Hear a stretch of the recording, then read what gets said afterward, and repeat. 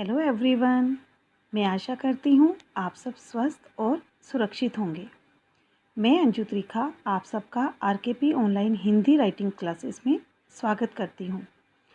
तो बेटा, आज हम हिंदी वर्णमाला के नए वर्णों को लिखने का अभ्यास करेंगे और मैं आपसे भी आशा करती हूँ कि आप सब ध्यान से देखोगे और मेरे साथ साथ इन वर्णों का अभ्यास करोगे। ठीक है? तो सबसे पहले हम लिखेंगे ओ। ध्यान से देखोगे। ओ लिखने के लिए हम सबसे पहले आ बनाएंगे और आ बनाना आप सब पहले ही सीख चुके हो। ठीक है?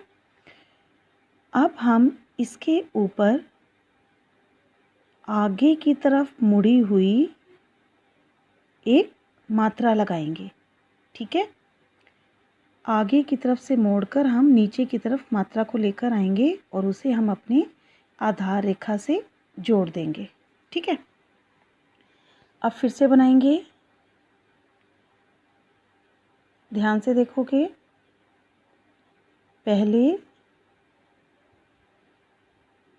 आ बनाया, आधार रेखा लगाई और आगे की तरफ झुकी हुई मात्रा को हमने ऊपर से नीचे तक आधार रेखा तक लगाया। ठीक है? अब फिर से देखो।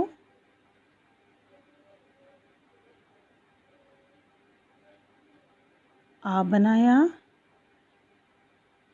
फिर हमने ऊपर से नीचे की तरफ मात्रा लगाई। ठीक है बेटा, मात्रा ना आप सीधी लगाओगे ना ही आप पीछे की तरफ लगाओगे। यह मात्रा हल्की सी आगे की तरफ झुकी हुई होती है। ठीक है? अब इसी तरह से हम बनाएंगे आओ। आओ बनाने के लिए पहले हम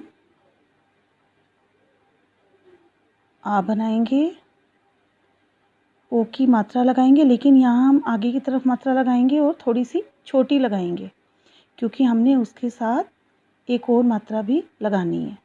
ठीक है? तो हम लोग आगे की तरफ से ये मात्रा लगाएंगे, फिर इसी के साथ ही थोड़ी सी ऊपर से हम एक और मात्रा लगाएंगे। ठीक है? तो ये बन गया आओ। अब ध्यान से देखोगे।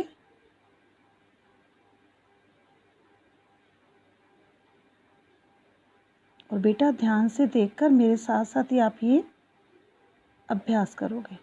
ठीक है? आओ। अब फिर से बनाएंगे।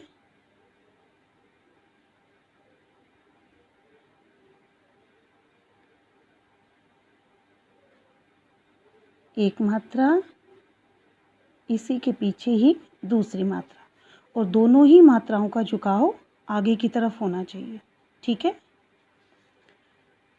अब हम बनाएंगे अ,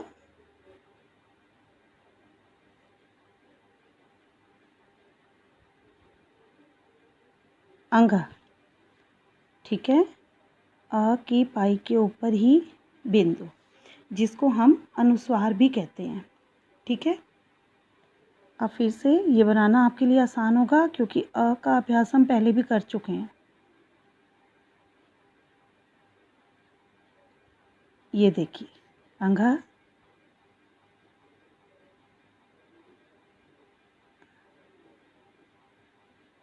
अंगा। ठीक है? अब इसी के साथ ही हम लोग अभ्यास करेंगे अह का।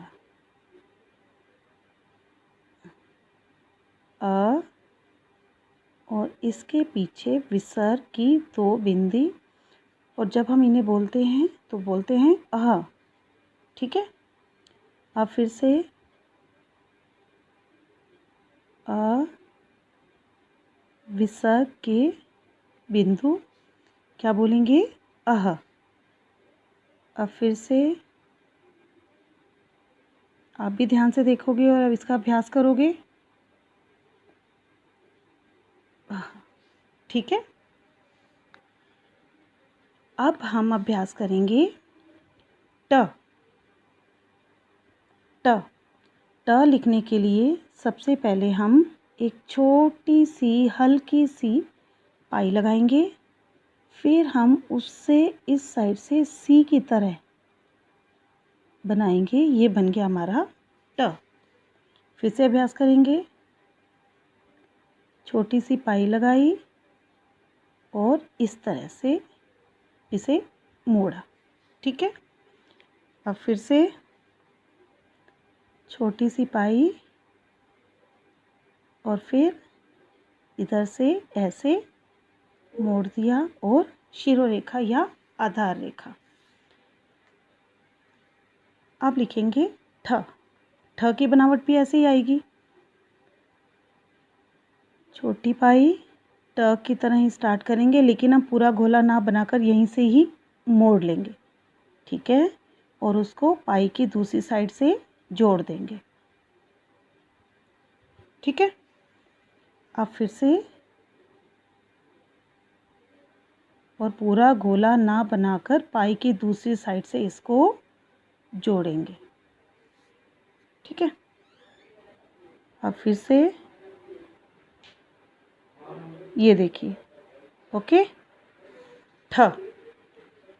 अब हम बनाएंगे ढ। ढ ढक्कन। ढ। इसके लिए भी हम लोग ट की तरह ही बनाएंगे। फिर इसको यहाँ से हम मोड़ देंगे। ठीक है।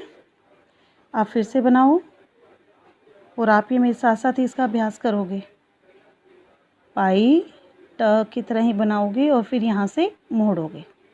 देखो बिल्कुल सीधा वर्ण बनाना है आपने। अब फिर से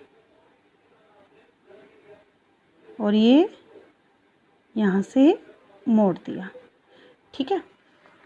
अब हम बनाएंगे ढह, जिसको हम सब अढ़ भी बोलते हैं, लेकिन वास्तविक में ये ढह होता है।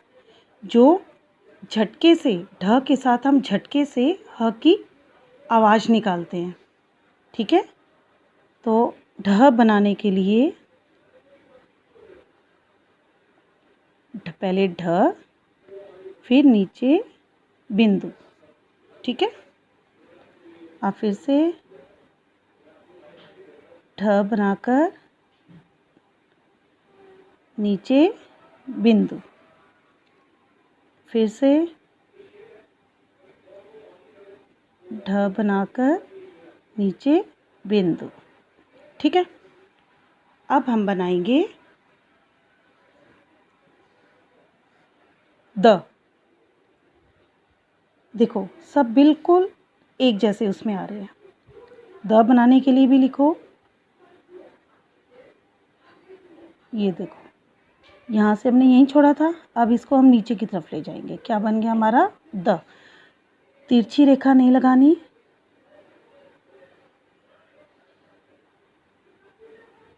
द। ठीक है।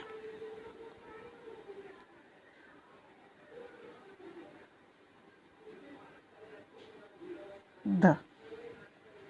ठीक है। तो बेटा आप सब इन वर्णों का अभ्यास करोगे और मैं फिर से आपको वही कहूँगी कि first to fifth class students कम से कम इनका 10 बार अभ्यास करेंगे और 6 टू 10th क्लास स्टूडेंट्स कम से कम 15 बार इनका अभ्यास करेंगे। बेटा जितना अभ्यास करोगे आपकी वर्णों की बनावट में उतना ही सुधार होगा। ठीक है। तो आप सब इन वर्णों का अभ्यास कीजिए, उसके बाद हम फिर नए वर्णों के साथ आएंगे। नमस्कार बेटा।